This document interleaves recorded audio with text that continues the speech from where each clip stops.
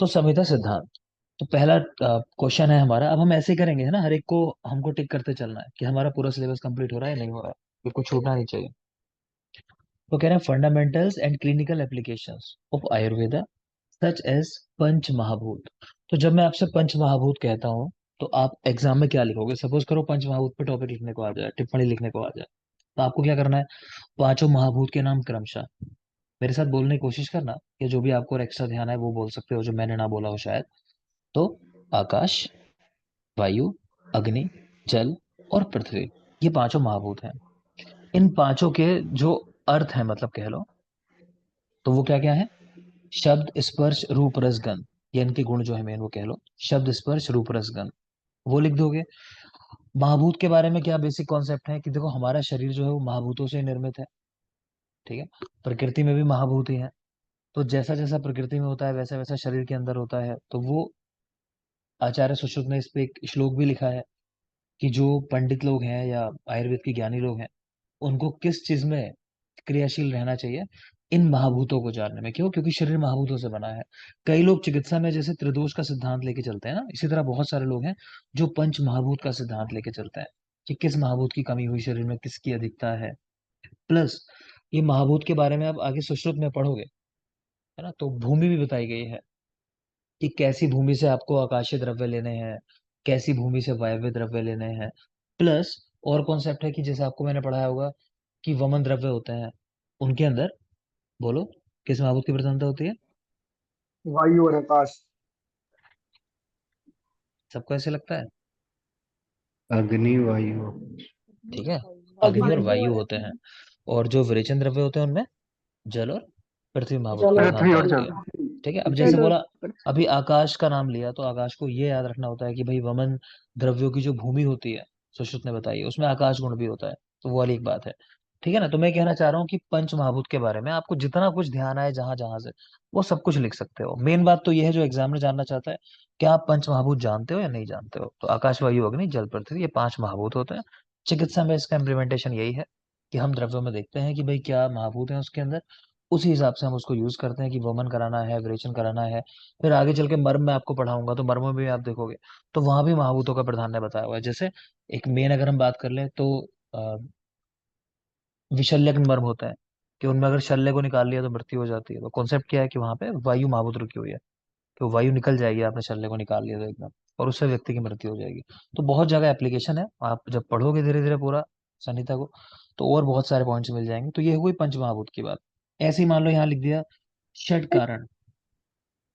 Sir, हाँ हम बोलिए। हमने 5वें अध्याय में गुरु आहार लघु आहार में भी महाभूत को पढ़ा है। हाँ गुरु क्लियर आहार है, में फिर जल प्रधान और निरीक्षण अच्छी थे, बात वो है भी ना। तो ऐड कर हाँ सकते हैं। वो भी ऐड कर सकते हो। अब बात समझ रहे हो?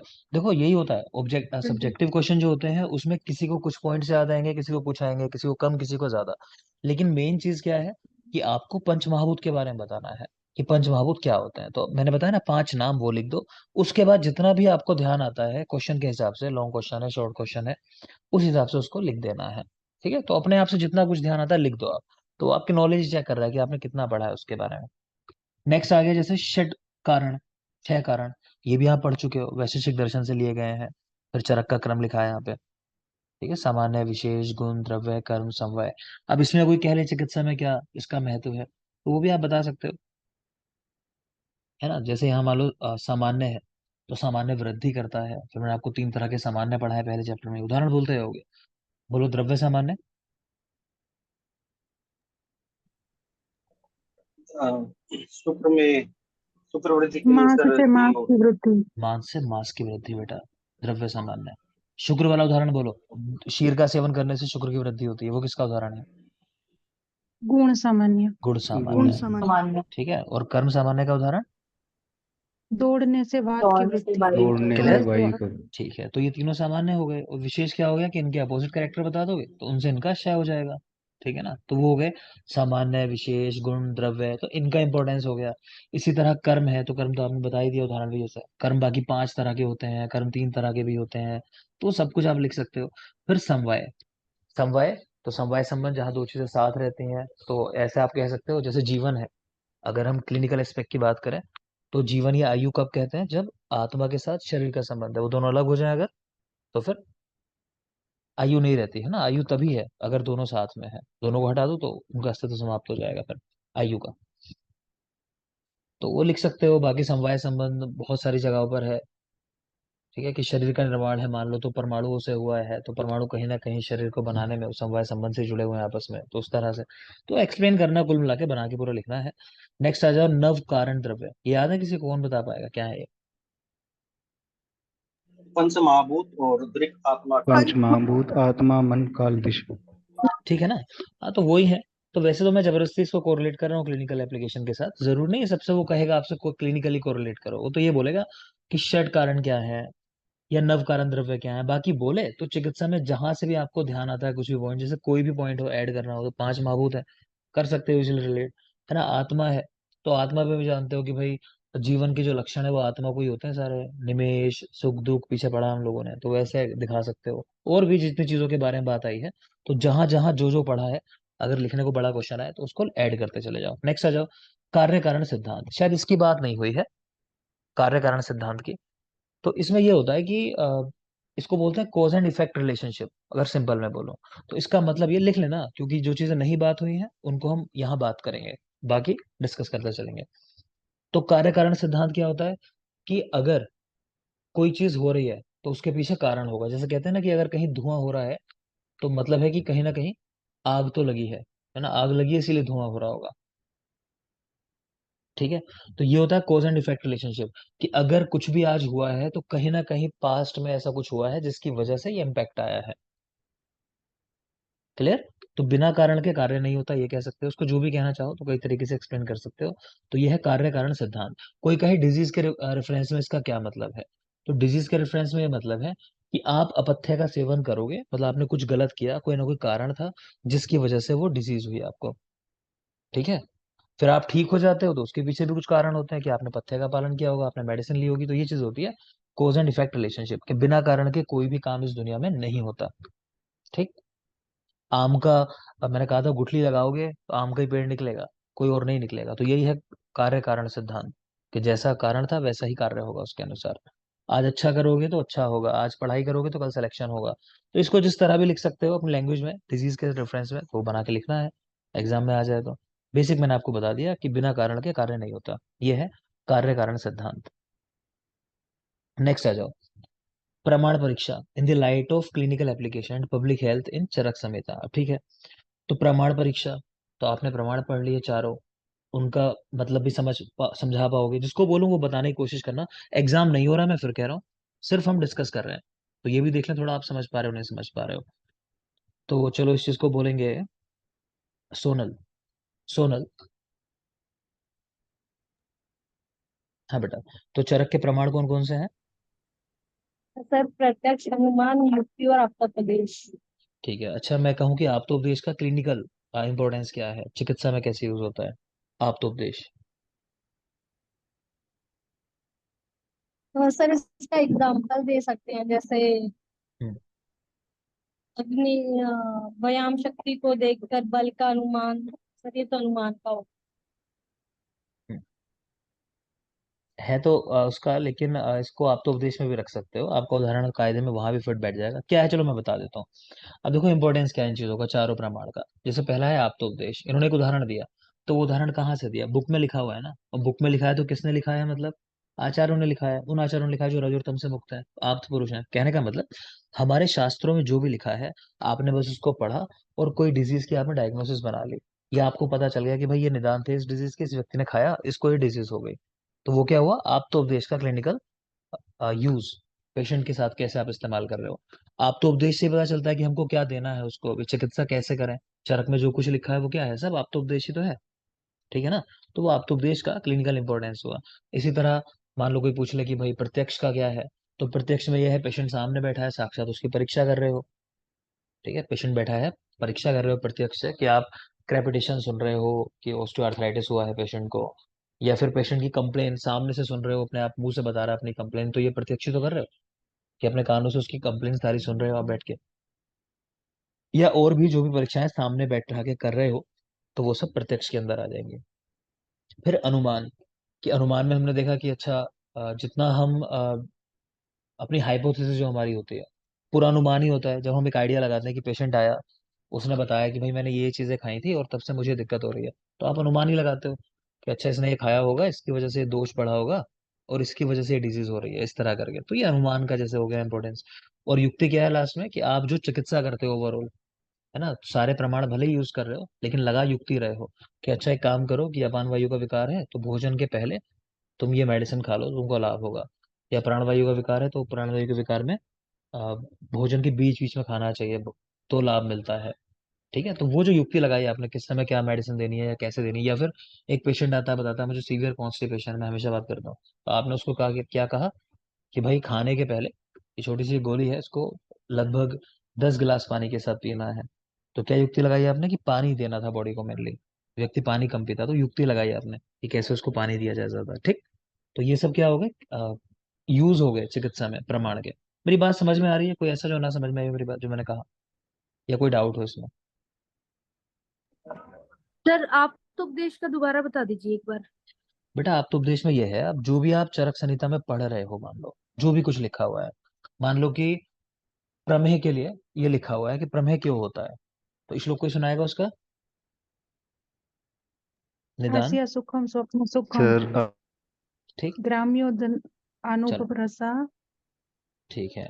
आज से सुखम स्वप्न सुखम। ठीक है, तो आपने देखा कि भाई व्यक्ति जो है बुक के टेस्ट में लगा रहता है, सोने में लगा रहता है, मीठी चीजों का सेवन करता है बहुत ज्यादा, तो उसको प्रमेय हो जाता है, ऐसा चरक संहिता में लिखा हुआ है। ठीक, अब मान लो कोई पेशेंट आपके पास आता है, घर वाले उसके पहले ही बोल देते हैं कि डॉक्टर साहब बहुत मीठा खाते हैं और इनको बड़ी समस्या हो रही है। अब इनको अचानक से क्या होने लगा है कि कभी कभी इनको चक्कर आ जाता है, यूरिन में बहुत ज्यादा ऐसा है कि जहाँ यूरिन पास करते हैं तो वहां पे चींटियां आ जाती हैं और इस तरह की चीजें हो रही है। तो आप एकदम समझ गए, अच्छा लग रहा है प्रमेय की तरफ जा रहा है, इसने वो सारी चीजें ज्यादा खाता है और अभी अभी इसको ये दिक्कतें होनी शुरू हो गई हैं, हाथ पैरों में कह रहा है झंझनाहट होती है। तो ये आपको कैसे पता चला ये सारी चीजें? क्योंकि आपने चरक में पढ़ा है, मतलब वो आप्तोपदेश है, पहले से ही लिखा हुआ है चरक संहिता के अंदर।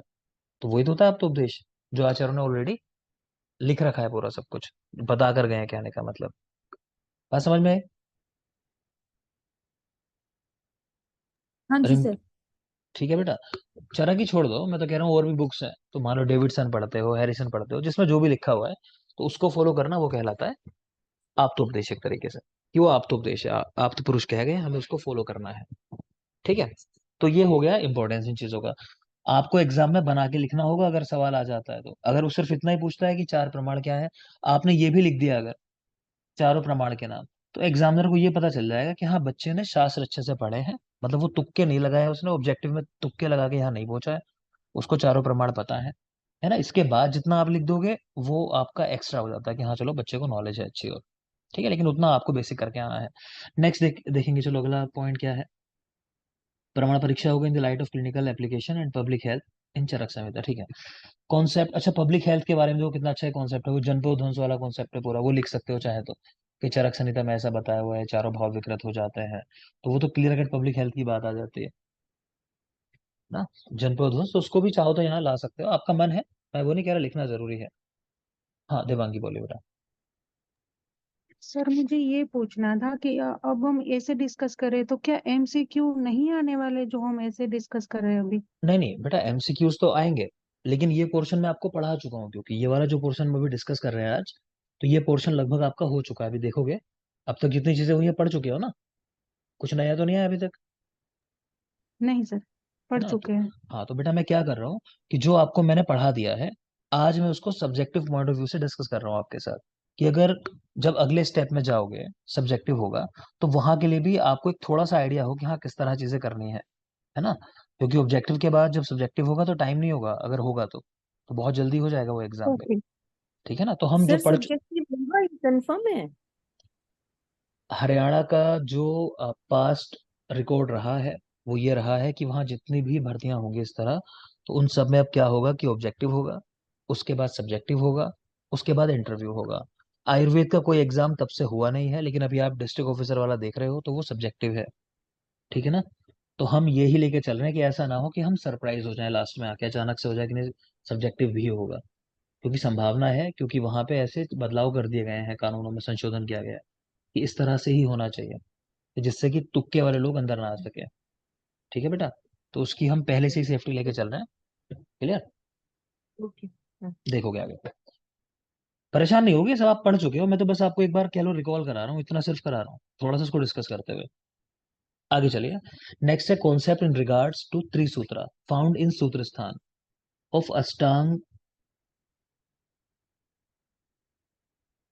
एक मिनट, क्या लिखा है ये? अष्टांग हृदय, हाँ अष्टांग हृदय एंड चरक संहिता, ठीक है, वो एक ही चीज है, त्रिसूत्र सेम ही है। तो त्रिसूत्र क्या होते हैं, पहले तो नाम बोल दो। हेतु लिंग लिंग औषध। ठीक है, तो उसका कॉन्सेप्ट पूछ रहे हैं, क्या है ये चीज, ये हेतु लिंग औषध ज्ञान। तो सिंपल सी बात है, हेतु का मतलब हुआ निदान, ठीक। तो निदान के बारे में लिखना है। तो निदान, अभी मैं आपको निदान स्थान पढ़ाऊंगा चरक्का जैसे, तो वहाँ काफी कुछ लिखा होगा पहले चैप्टर में, वो अच्छे से पढ़ेंगे हम लोग निदान के बारे में। तो निदान आपको पता होने चाहिए। तो निदान का बेसिक मतलब ये होता है, कोई भी डिजीज किसी कारण से हुई होगी, तो वो जो कारण है सारे, वो सब क्या होते हैं, निदान होते हैं। तो वो हो गया हेतु हमारा, ठीक। फिर है लिंग, लिंग कहते हैं लक्षण को। तो जब कोई भी व्याधि होती है, उसके कुछ लक्षण होते हैं, तो वो आप अगेन चरक चिकित्सा स्थान में पढ़ोगे, निदान स्थान में भी पढ़ोगे कि किस डिजीज के क्या क्या लक्षण होते हैं, ठीक है। तो लिंग यानी लक्षण क्या है डिजीज के। फिर औषध ज्ञान, उन लक्षणों के आधार पे, उन निदान के हिसाब से हमारी चिकित्साएं होती हैं। तो चिकित्सा पहली क्या होती है, कि निदान परिवर्जन, ये हम आगे चल के पढ़ेंगे। पहली चिकित्सा है कि निदान को दूर कर दो, यानी हेतु को दूर कर दो, ठीक है। उसके बाद फिर बाकी चिकित्साएं हर डिजीज के लिए अलग अलग हैं। तो आपको चिकित्सा सूत्र याद करने हैं। मुझे ध्यान दिलाना, कुछ चिकित्सा सूत्र मैंने लिख रखे हैं, कुछ क्या काफी सारे लिखे हुए हैं। तो वो मैं आपको एक पीडीएफ दूंगा, तो उनको डेली हैबिट में लेके आओ। चरक चिकित्सा के चिकित्सा सूत्र आपको रटने हैं बेटा। कुछ नहीं लिखे होंगे, उनको खुद से ऐड कर लोगे, तो वो सारे के सारे आपको रटे होने चाहिए। उनको भी हम लोग डिस्कस करेंगे बाद में, जब चिकित्सा स्थान पढ़ लेंगे, कि किस रोग की क्या चिकित्सा सूत्र है और वो किस तरह उसको समझना है आपको, ठीक है। एग्जाम में क्योंकि आती हैं वो चीजें, तो समझ गए। त्रिसूत्र में तीन चीजें, हेतु लिंग औषध ज्ञान। तो पहला हेतु यानी किस कारण से कोई रोग हो रहा है, फिर लिंग यानी उसके लक्षण क्या है, और फिर तीसरा औषध ज्ञान, कि मेडिसिन उसमें क्या दोगे। आगे आ जाइए। इम्पैक्ट ऑफ दर्शन शास्त्र ऑन चरक संहिता। तो दर्शनों का क्या प्रभाव पड़ता है चरक संहिता में, चरक संहिता में कहाँ दर्शनों का प्रभाव देखते हो। तो चलो, मैंने आपको एक पॉइंट डिस्कस नहीं किया है, चरक इतिहास में लास्ट में लिखा हुआ है थोड़ा सा, चरक इतिहास में, तो वो भी डिस्कस कर लेते हैं। दूसरी बात है, कुछ बेसिक चीजें बता देता हूँ, कि जैसे चरक संहिता मैंने आपको पढ़ाया होगा, आंसर देना आप लोग, कि चरक संहिता का व्यवहारिक पक्ष वो कहाँ से लिया गया है, बोलो। न्याय, न्याय दर्शन से। न्याय दर्शन।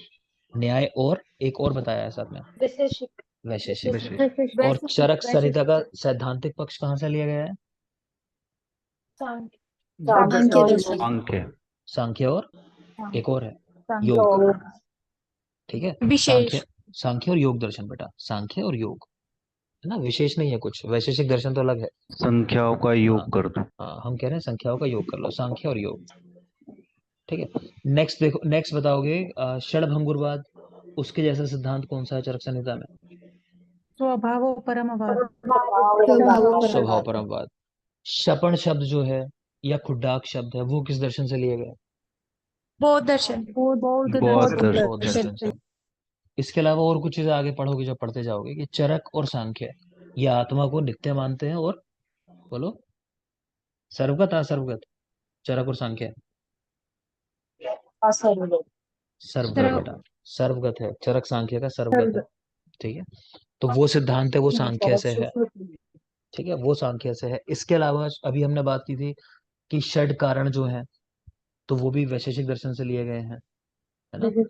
हाँ, इसके अलावा पंचअवयव वाक्य, वो बोलो कहाँ से लिए गए हैं, न्याय दर्शन। न्याय दर्शन से लिए गए न्याय। हैं, ठीक है। तो मेरी बात समझ रहे हो, मतलब ये है कि कहीं ना कहीं आप वो पढ़ चुके होगे, क्योंकि सब्जेक्टिव क्वेश्चन ऐसे नहीं तैयार कराया जा सकता। आपको सोचना पड़ेगा आपने कहाँ कहाँ क्या क्या पढ़ा है, अगर आएगा एग्जाम में, ठीक है। तो आप जितने उनमें से ध्यान कर पाओगे, तो वो लिख देने हैं, तो ये चीज हो जाएगी हमारी। इसके अलावा चलो, मैं अभी उसको पढ़ा दे रहा हूँ आपको, बने रहोगे एक मिनट,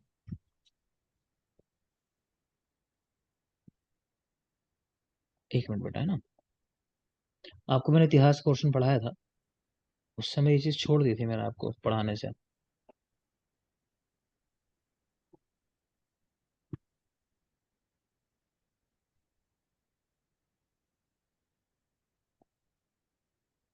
लास्ट श्लोक देखोगे, चरक चिकित्सा में बिल्कुल लास्ट में एक श्लोक लिखा हुआ है, ये वाला। तो ये मैं आपको इसके रेफरेंस में बता देता हूँ, तो इसको आप तैयार कर लेना, क्योंकि क्वेश्चन है ऐसा ना, कहाँ कहाँ किस किस दर्शन का प्रभाव दिखता है। तो ये देखो, कह रहे हैं सूत्र स्थान के आद्य यानी पहले अध्याय पे वैशेषिक दर्शन का प्रभाव दिखता है। ये आपके इतिहास के जो नोट्स हैं, चरक इतिहास, उसका लास्ट है, बिल्कुल बिल्कुल एंड। ठीक है, तो सूत्र स्थान के पहले अध्याय पे वैशेषिक दर्शन का प्रभाव दिखाई देता है। फिर कह रहे हैं अष्टम इंद्रियोपकर्मण्याश्च, यही पढ़ लो, बाद में देख लेना आराम से, लिखा है बस समझ लो इसको। कह रहे हैं सूत्र स्थान के पहले अध्याय पे वैशेषिक दर्शन का प्रभाव दिखता है, वैशेषिक का। ठीक, फिर अष्टम इंद्रियोपकर्मणी अध्याय, 8वां चैप्टर है इंद्रियोपकर्मणी अध्याय। चैप्टर्स के नाम सबको याद हो गए? नीलम, चैप्टर नंबर 12 क्या कौन सा है चरक संहिता में? वाट कला के लिए सर। वात कला कली अध्याय। आकांक्षा, यस सर। चैप्टर नंबर 8 कौन सा है? इंद्रियोपकर्मणी अध्याय। किस चतुष्क में आता है इंद्रियोपकर्मणी अध्याय? BS स्वास्थ्य चतुष्क। स्वास्थ्य चतुष्क, ठीक है ना, तो याद रख लेना बेटा, तभी निकलेंगे क्वेश्चन। तो अष्टवा जो 8वां चैप्टर है इंद्रियोपकर्मणी अध्याय, इसमें कह रहे हैं धर्मशास्त्रों का प्रभाव दिखाई देता है, धर्मशास्त्र। फिर विमानस्य अष्टमाश्च की विमान स्थान का 8वां आदि अध्याय, कह रहे हैं उनपे गौतम के न्याय दर्शन का प्रभाव दिखाई देता है, गौतम का न्याय दर्शन। तो विमान स्थान याद रख लो आप, तो कि विमान स्थान में गौतम के न्याय दर्शन का। तो मैं इस तरह याद रखता था कि गौतम जो है वो विमान पे बैठ के जाते होंगे, गौतम विमान से जा रहे हैं, ऐसा करके याद रख लो। फिर कह रहे हैं शारीर स्थान प्रथम अध्याय सांख्य उत्पत्ति, तो शारीर स्थान के पहले अध्याय पे सांख्य दर्शन का प्रभाव दिखाई देता है। शारीर का पहला चैप्टर, तो उसपे सांख्य का, शा से शारीर, सा से सांख्य। फिर सिद्धि स्थानाश्च, सिद्धि स्थान पे वेदांत का अद्वैतवाद। तो हम याद रखते हैं कि सिद्धि चाहिए तो वेदों को पढ़ लो, सिद्धियों के लिए 8 सिद्धियां हम लोग पढ़ते हैं, सिद्धियां 8 होती हैं, तो सिद्धियों के लिए वेदों में आ जाओ, मतलब वेद को फॉलो करो। तो सिद्धि स्थान, तो वेदांत का, कह रहे हैं बाकी इसके अलावा अलग अलग जगहों पे अलग अलग दर्शनों का प्रभाव दिखाई देता है। मैं एक बार फिर से इसको रिकॉल कर रहा हूँ। तो सूत्र स्थान पहला अध्याय, तो कह रहे हैं वैशेषिक का प्रभाव। भूल जाओ तो ऐसे याद कर लेना कि षट कारण वहीं बताए हुए हैं और षट कारण वैशेषिक दर्शन से लिए गए हैं, तो इजीली याद रह जाएगा पहला चैप्टर। 8वां कह रहे हैं इंद्रियोपकर्मणी अध्याय, तो उस पर धर्मशास्त्र का प्रभाव दिखाई देता है, धर्मशास्त्र। फिर विमान स्थान गौतम का न्याय दर्शन, विमान स्थान पर गौतम के न्याय दर्शन का प्रभाव। फिर शारीर स्थान, शारीर स्थान सांख्य, शारीर सांख्य, सा से सा मैच कर रहा है। सिद्धियां कहाँ मिलेंगी? वेदों में मिलेंगी, तो सिद्धि स्थान पर वेदांत का अद्वैतवाद, उसका प्रभाव दिखाई देता है, वेदांत का। तो इसको आप याद कर लोगे। क्लियर है? कोई डाउट किसी को इसमें जो पढ़ा अभी? ये याद कर नहीं लेना, सर। क्योंकि ठीक है बेटा, आपके सिलेबस में है, तो रटना तो है ही है अब इसको आपको, क्योंकि सिलेबस में है आपके। ठीक है, पहले मैंने पढ़ाया नहीं था, लेकिन आप इसको रट लोगे। इसके अलावा जो सारे पॉइंट्स बताए वो आप याद करके लिख देना, जितने याद आएंगे। अभी और पढ़ेंगे आगे, कुछ और चीजें मिलेंगी पढ़ते हुए। ठीक है, आगे आ जाओगे। नेक्स्ट है बृहत्त्रयी और लघुत्रयी की आयुर्वेदा में इंपॉर्टेंट कमेंट्रीज। तो चरक संहिता की तो मैंने आपको पढ़ा दी है कमेंट्रीज, कुछ सवाल कर लेता हूँ तो पता चल जाएगा कि हमें कितनी याद रही। सुश्रुत और वाग्भट की रह जाएंगी, उधर फिर लघुत्रयी की रह जाएंगी, उनको जब पढ़ेंगे तो उनके साथ साथ ही देख लेंगे। जिससे सवाल करूँ वो बोलना बस। निधि, जल्प कल्प तरु किसने लिखी है? Sir Gangadhar. Gangadhar Rai. Madhu, mike off करते जाएंगे। मधु, मधु बेटा माइक ऑन करेंगे। बस ये चीज मुझे गलत लगती है, आप लोग जब रेस्पॉन्ड नहीं करते हो ना एकदम सवाल पूछने के बाद। श्वेता, हाँ जी। बेटा यस चरक संहिता की पहली टीका कौन सी है, किसने लिखी है? सर, चरक न्यास भट्टार हरिश्चंद्र ने 6वीं सदी में। बहुत अच्छा। Next Ravinder, yes sir. Parihar वर्तिका।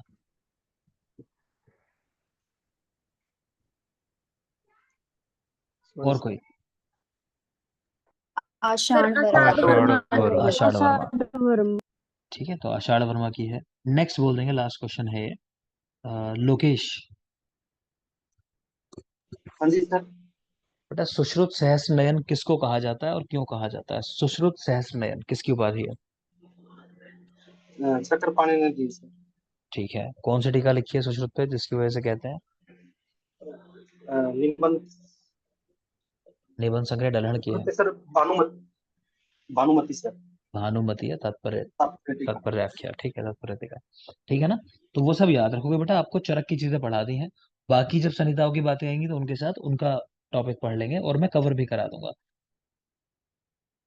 चलो, तो आज जो हमने टॉपिक पढ़े अभी, इसके बाद लास्ट एक आ जाता है post independent steps taken by government through policies to develop and promote Ayurveda education, treatment and awareness, ठीक है। तो जैसा मैंने आपसे कहा था कि मॉडर्न के जो टॉपिक्स होंगे उनका मैं आपको तुरंत तुरंत दिया करूंगा, जो भी लेक्चर होगा, जो भी पीडीएफ होगी, तो इसकी पीडीएफ ना मैं आपको आज एक प्रोवाइड करूंगा।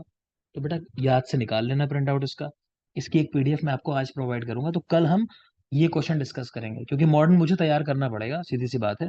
कुछ क्वेश्चन ऐसे हैं जो कहीं मिलते नहीं है, तो उनको इकट्ठा करके मैटर तब बनाना पड़ेगा। तो ये मैंने इसकी पीडीएफ जो है आज निकाल ली है। ये वाली पीडीएफ मैं आपसे शेयर कर दूंगा, इसका प्रिंट आउट कल निकाल लोगे, क्योंकि कल हम एक ये क्वेश्चन जरूर डिस्कस करेंगे। इसके अलावा और जो चीजें आएंगी उनको करते चले जाएंगे। नेक्स्ट आ जाओगे। तो एक ये क्वेश्चन हुआ हमारा जो हमें कल के लिए पढ़ना है, बाकी यहाँ की चीजें ज्यादा डिस्कस्ड है।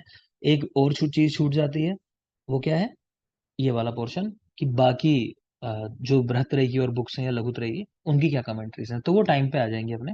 आगे चलेंगे, रचना शारीर वाला पोर्शन अगला कुछ देखोगे। तो त्रिदोष बोलो क्या क्या होता है। वात माफ करा, वात पित्त कफ वात पित्त कफ, ठीक है। इनमें देखो क्लिनिकली कोरिलेट नहीं करा रहे, लेकिन आप जानते हो करने को अगर आ जाए तो वो भी कर दोगे ना, क्योंकि दे सकता है एग्जाम में उसने लिखा है, तो ये जरूरी नहीं कि वो नहीं कराएगा कोरिलेट, उसका मन है वो करवाना चाहे करवा देगा, ठीक है। तो त्रिदोष वात पित्त कफ हो गया। सात धातु है, बोलते चले जाओ, सात धातु है, रस रक्त रस मांस रस रक्त मूत्र मांस मेद मज्जा शुक्र ठीक है। त्रिमल, पूरी से स्वेद स्वेद मूत्र पुरीश मूत्र ठीक है। तो मूत्र पुरुष श्वेत, ये तीन हो जाते हैं। अग्नि के बारे में कुछ ध्यान आता है। अग्नि सात 13 प्रकार की धात्वाग्नि अग्नि तेरह तेरह प्रकार प्रकार की की अग्नि, अग्नि तेरह टोटल 13 है, सप्तात्विक ठीक है, अग्नि एंड भूताग्नि। धात्वाग्नि भूताग्नि जठराग्नि चलो बस ठीक है, ठीक है। माइक ऑफ कर लोगे जरा। अग्नि के बारे में एक दो पॉइंट मैं बोल रहा हूँ, आप बाकी जानते हो, जल्दी से लिख लोगे अपने पेपर में, क्योंकि मैं यही ऐड करा दे रहा हूँ, क्योंकि मतलब नहीं निकलता पूरा जाके टॉपिक पढ़ाऊँ आपको वाला। तो लिख लो जल्दी से। अग्नि जो होती है वो 13 प्रकार की होती है, जिनको पता है अच्छी बात है, वो भी लिख लेंगे, लेकिन अग्नि 13 लिखोगे। एक जठराग्नि, और इसके आगे लिख लेना जठराग्नि के प्रधान अग्नि भी कहते हैं इसको, सबसे मेन यही है सारी अग्नि में। अग्नि 13 है। एक जठराग्नि, 7 धात्वाग्नि, और 5 भूताग्नि, ठीक है। महाभूत जो होता है आकाश वायु अग्नि जल पृथ्वी, सबकी अपनी अपनी। तो एक जठराग्नि, 7 धात्वाग्नि, 5 भूताग्नि, टोटल 13 अग्नि है। ये सवाल इस तरह से आता है कि इनमें से कौन सी अग्नि प्रधान है जो बाकी अग्नियों का पोषण करती है, तो जठराग्नि को प्रधान कहा गया है, ठीक। दूसरा लिख लो यही, ऐसा लिख लेना एरो बना के, कि धात्वाग्नि भूताग्नि इनका अधिष्ठान कहाँ है, तो यकृत में इनका अधिष्ठान मानते हैं, यकृत। धात्वाग्नि और भूताग्नि यकृत में रहते हैं, ऐसा लिख लोगे, यकृत, ठीक है। नेक्स्ट लिखोगे, लिखो वात, और सामने लिख लो, मतलब वात की वजह से अग्नि कैसी होती है, तो सामने लिखेंगे विषम, वात की वजह से विषम अग्नि। पित्त की वजह से लिखेंगे तीक्ष्ण अग्नि, तीक्ष्ण। कफ की वजह से लिखो मंदाग्नि। बेटा ऐड कर लेना, कोई इस कॉन्फिडेंस में मत रहना कि मुझे तो आता है ना, छोटी चीजों में कंफ्यूज हो जाते हैं बाद में। टॉपिक दिया है तो दे सकता है क्वेश्चन भी, ठीक है। और लास्ट में लिख लो सभी दोष अगर सम होंगे तो अग्नि कैसी होगी, समाग्नि, मतलब समाग्नि, ठीक। नेक्स्ट लिखो, लिखो अजीर्ण में भोजन करना, यही लिख लेंगे, अजीर्ण में भोजन, इसको क्या बोलते हैं, तो टर्म लिखोगे अध्यशन, अध्यशन। किसी का पहले का भोजन डाइजेस्ट ना हुआ हो, उस पर भोजन कर लिया दोबारा, अध्यशन। और ये सभी रोगों का मूल कारण कहा गया है, कि सभी रोगों का कारण बनता है अध्यशन करना। लेकिन किसको बताया गया है करने के लिए, बोलो, अजीर्ण में भी भोजन। भस्मक रोग। भस्मक रोग भस्मक रोग। ब्रेक का टाइम तीक्ष्ण हो रहा अग्नि है, में ठीक है बेटा, ब्रेक हो जाए 10 मिनट के बाद ज्वाइन कर लेना, ब्रेक का टाइम हो चुका है, ठीक। हो सकता है सेशन किसी भी टाइम बंद हो जाए। एक पॉइंट और लिख लो, लिखो पथ्य अपथ्य को मिलाकर खाना, तो लिख लोगे सामने समशन,